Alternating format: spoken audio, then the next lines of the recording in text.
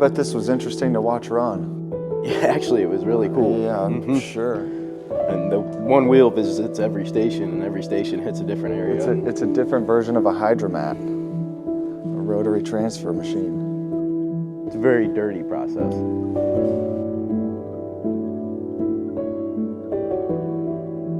I wish we could get the wheels. That'd be a neat part of the sale. There's a bunch of just There is a bunch random of wheels. miscellaneous wheels. These are all customer wheels, but on the Okay. other side, there's a few of them. Okay.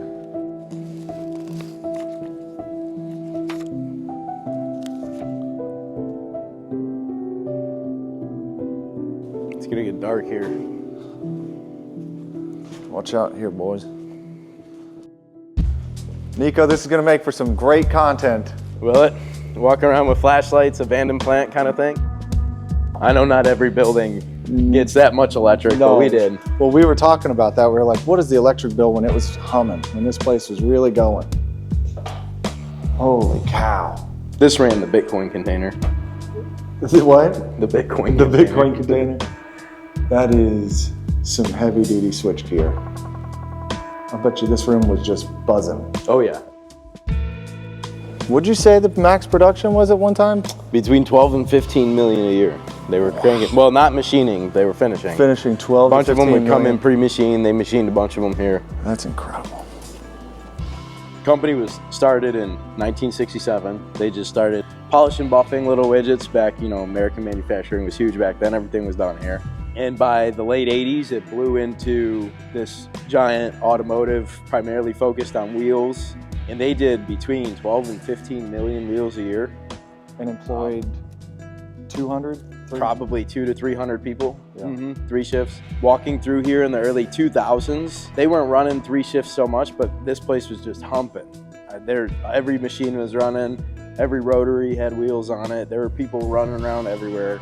And it was really cool to see. I knew a lot of the people because I came here all the time, you know, small family business. So the son gets dragged in probably when he shouldn't be. But it was really cool, right? And just throughout the years, progressively, things just keep dropping off, and nothing's coming in. You know, and now that I'm older, I can understand that it all really started back in the 90s, right? As things continue to go down. So With NAFTA. with NAFTA mostly. Most of the work that built this place is south of the border now. Very labor intensive, relatively dirty. It's just easier, cheaper, out of sight, out of mind, right? Yeah.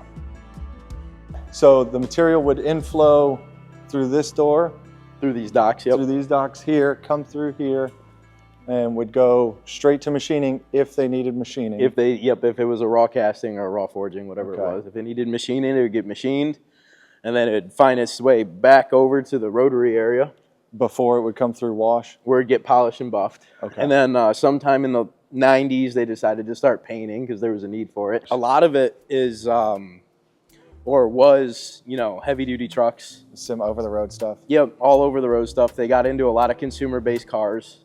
That's a nice machine though, that Haas. And so this one's been shut down for how long?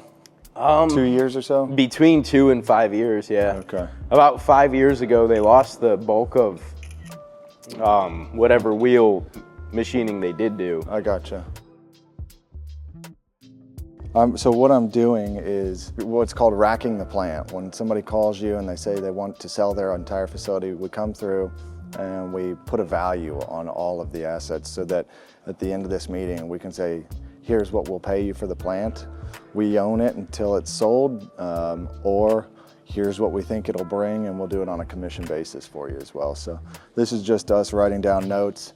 I've got my numbers, our partner's got his numbers. At the end of this, we'll see how close we were on valuations. So that's always one of the fun parts of this.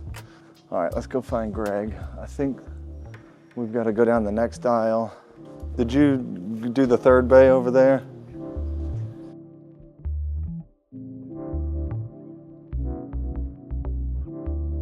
(2009), 2006. Look at these monsters. So you put your wheel there, and obviously you've got 2 twin turrets there, so you can be cutting both sides of the wheel at one time. Well, there you go. There's your OD on both sides. Then they would use the robot to grab the wheel from this lathe, put it on that lathe or vice versa so that operators didn't have to sit here and break their backs. What we got over here? Femcos or? UGs.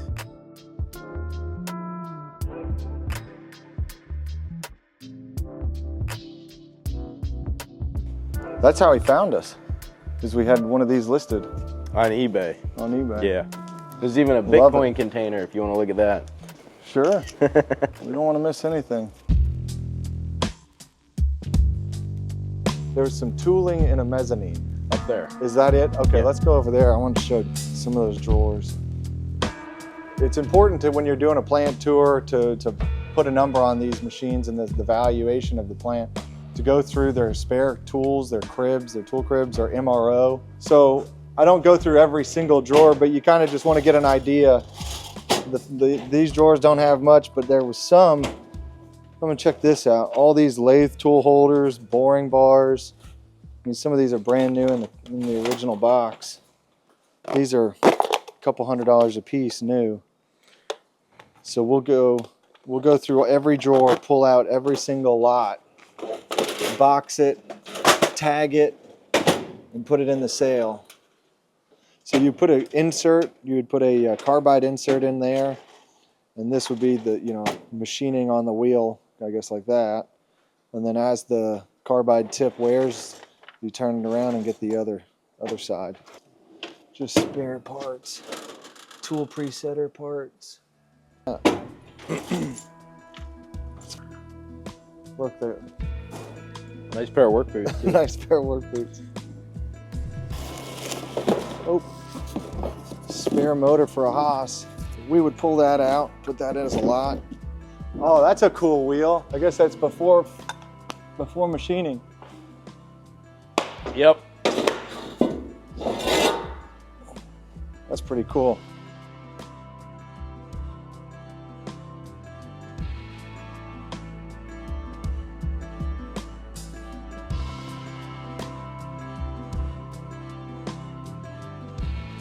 Drive. So this whole room, Yep, in this room over here. Greg didn't see this stuff. There's a lot of money in drives here, if they work. Like one of these Fanuc drives, AO6B6087. I've actually bought that exact drive. $300.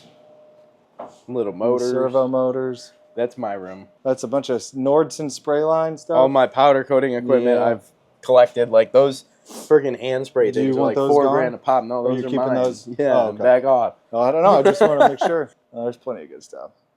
All right, cool. Let's go out there and shoot that last little bit and get out of Nico's hair. You ever been in a plating facility?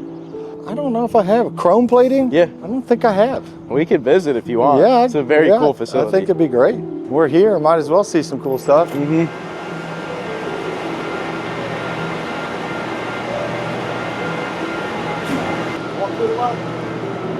That's pretty cool, isn't it?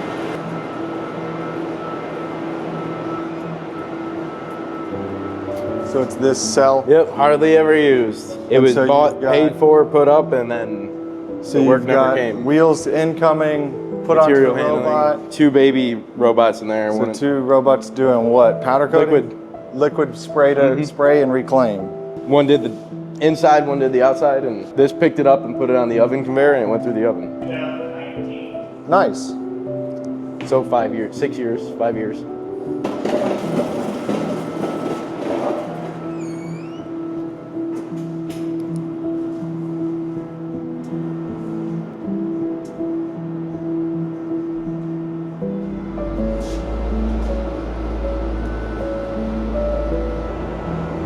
So what does that do? You gotta ask somebody a little more technical than me. It shoots light rays at the part and it comes out shiny. Really? That's what it looks like, but I know it's more sophisticated than that. It was a big thing like a decade ago, and then everybody realized it sucked for wheels, and nobody did it anymore. But there's still people that use it for more consumer-based widgets and whatnot. So are you using that at all? No. So do you want to sell it? Yeah, get rid of it. Okay.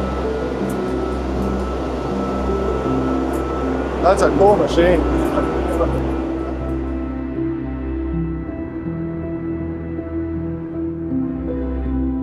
I would think you have all kinds of literature on this, because I have to imagine that the chamber size is critical to a lot of people. Yep.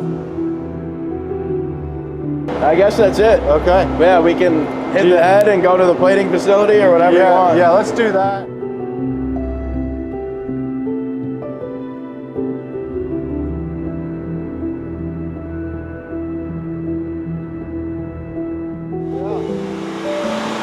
These are buffed right now, and then they're gonna get plated. Window or mirror adjusters. All sorts of little widgets, man, everywhere. Whatever anybody needs plated or chromed. There's a lot of it. And polished. That's cool. Semi-horns. Horns. These are bonnets for horns. like Medline or something. This is neat. This is cool. Those big Valdor pedestal grinders actually bring a pretty good number. These do? Yeah. The Hammonds? Yeah, Hammonds, yeah. That looks good on firearms. It does. It looks really good. It looks good on everything. Everybody loves it. Yeah. So everything's automated. They just move the rack into place and the PLC picks it up. It drops it and then it'll move to the next one, pick it up and move it further. Yeah, that's air fittings. Looks like Probably. They do all sorts of stuff, man. this is so cool. So it's about to pick that bar up, and it looks like there's 2 bars down there. So depending on what the metal is, what the customer wants, because there's a million different ways to do it. How does it get clean? Like, what plating are we putting on it? How detailed do you need it to be?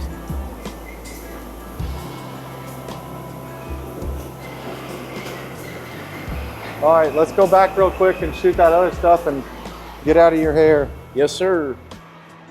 In this business, there's a ton of competition, so you want to make sure that your offer is fair. You only get one shot, so you want to make a number that's real, and you're not trying to steal the stuff. You're trying to get it for a fair price. And then that way, if you try and lowball them and they call somebody else, then they find out that you've screwed them, you've ruined your reputation, and they'll tell everybody. So we make one offer. It's our best offer.